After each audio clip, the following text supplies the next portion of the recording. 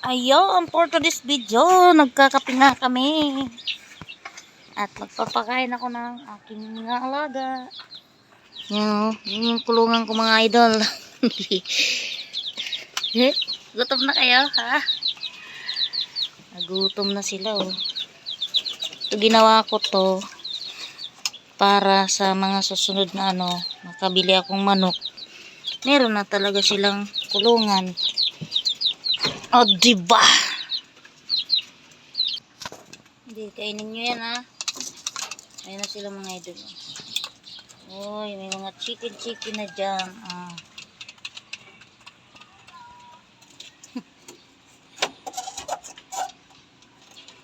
Hindi ko kasi nagagawa ng screen pintuan kasi kulang pa yung pambili ko ng screen.